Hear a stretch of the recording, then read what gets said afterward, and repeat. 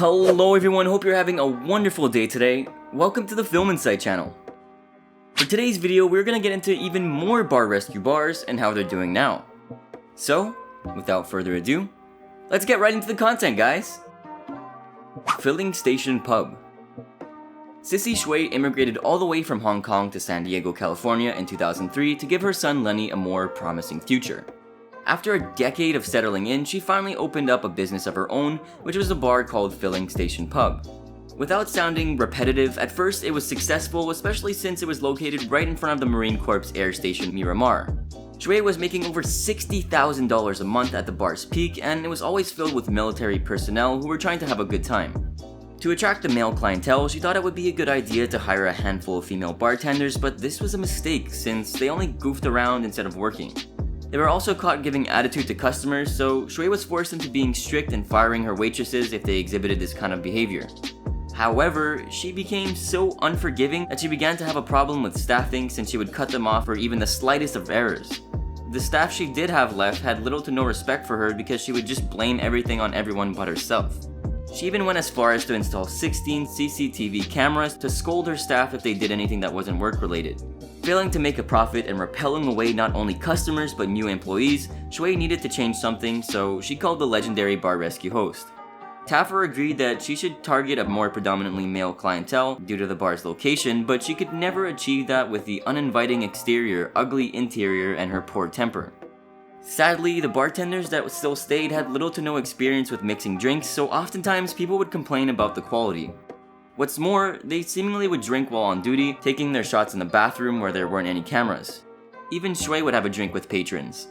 After Taffer forced the team to work together and put their biases about their boss aside, Shui came to realize that she could trust her staff. Finally, things began to change. Some renovations were made, especially to the interior, which received a complete aesthetic overhaul. It was also renamed to Off-Base Bar.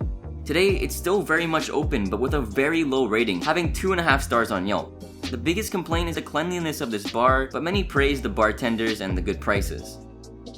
Marleys on the beach. Getting the financial aid of his fiancée Michelle, Kevin Letourneau opened Marleys on the beach back in 2010. The bar was situated perfectly, being in a spot that gave an amazing view of the sunset and was across another famed restaurant whose success they thought they'd be able to emulate. Though, this prediction would prove to be very wrong since Kevin had absolutely no experience with managing a bar business. Marley's became notorious for its horrid food and lack of good service, so it generally repelled customers away and left them with bad reviews. Desperate, his now wife stepped in to take over the managerial duties and hired one of her friends, Elise, to become an assistant manager. Though, she had trouble connecting with the staff, which caused a lot of disorder. In order to save the business they put their blood, sweat, and tears into, the couple called out to the bar expert John Taffer. Taffer handled his bar in a different way upon his arrival, going straight into a stress test with 200 people, which was disastrous. Not only was poorly made food taking way too long to be delivered to the customers, there was only one bartender working behind the counter, which was way too much to handle. Unimpressed, Taffer entered Marley's with his professional chef, who was appalled with what was happening in the kitchen. Food items were off the necessary temperature, which was a health hazard, and the cook Diana was incredibly disrespectful. For things to get even remotely better, Taffer had to gather the staff and help them get on the same page. After a lot of discussion, he was thankfully able to successfully do so. Come time to the renovation, the bar rescue host believed that the best course of action would be to put the bar's horrible reputation in the past and change their name to St. Michelle's Beach Club. St. Michelle's was decorated with a bright new sign on the exterior, while the inside was decked with sea-themed decor, vibrant colors, new furniture, as well as equipment. A month after the episode's release, the business's sales seemed to be steadily increasing, which is great. However, they did change the name back to Marley's Beach Club since supposedly people didn't like the new name. In September of 2013, they posted a video called Marleys on the Beach Redemption, which didn't age very well since they announced their official closure a month later. How expected. The Hammer. Best friends Mitch Watson and Chris Serrett opened the Hammer back in 2010 in an industrial area just a mile away from the Las Vegas Strip. Seemingly, things were amazing when the bar first opened, becoming a favorite among blue-collar workers and bringing in $25,000 a month at its peak. Though, Watson was put out of work for months after he tragically caught pneumonia, which almost claimed his life. Sadly, this left his friend Sarah to manage the business on his own, which he really didn't handle well. He would drink and party with patrons as a way of coping. When Watson returned, he was incredibly disappointed by how poorly his friend ran the business, since it was almost like he was at a totally different bar. This fact put an incredible strain on their friendship, especially since now the business was $200,000 in debt. John Taffer's intervention was absolutely essential. Taffer's opinions of the bar were very low upon his arrival. He felt that the building's facade was bland and uninteresting, the interior didn't utilize space that could accommodate more seats, and most of all, while Watson was hard at work, Sarrett was slacking off and having a smoke.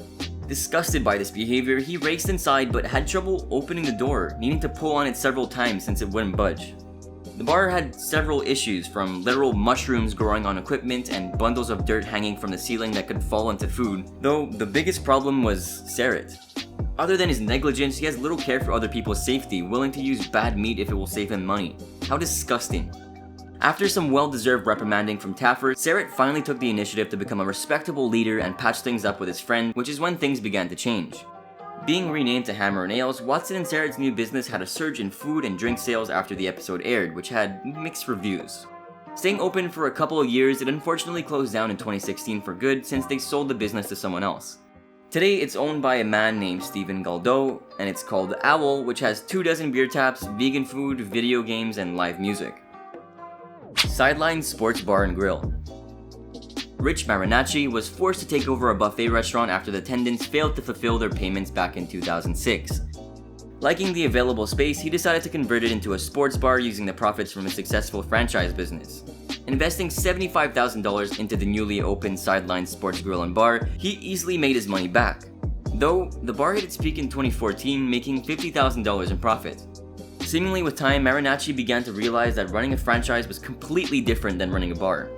He didn't know what he was doing, especially when the equipment would break and leak, things were essentially in disrepair.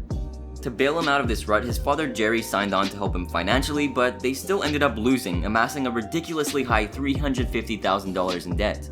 They would often run out of the necessities, basic supplies like new cups or silverware, which was a process dubbed to be like pulling teeth. Constantly failing to fix all of these issues that were piling on them, it was time to reach out to the bar rescue genius John Taffer. Describing the outside of Sidelines to look like school bus yellow with snot green trim, you can tell he was not very impressed with what he was seeing. Even the experts that tagged along threw criticisms around, saying it looked like it hadn't been painted since the 80s and the colors assaulted their eyes. Sidelines was practically hopeless. It had a toxic staff that constantly fought and threatened each other, countless health code violations, and disgusting food and drinks. After a lot of training and talking to the staff, Taffer was finally able to comfortably make some changes that would help this dying bar. Since their appearance, the business was renamed to Lake House Bar and Grill, which was a good choice since there are several other bars with Sidelines in their name. The interior was given a nautical theme with maritime decorations and tons of necessary equipment. They are still open to this day, but with an average 3-star rating on Yelp, with many expressing disappointment in the food. Well, that will be all for today's video here on the channel. I do hope you enjoyed, and if you did, be sure to drop a massive like down below and comment your thoughts. Subscribe for more content like this, and turn on those sweet bell notifications for instant access to our content. Have a good one, guys.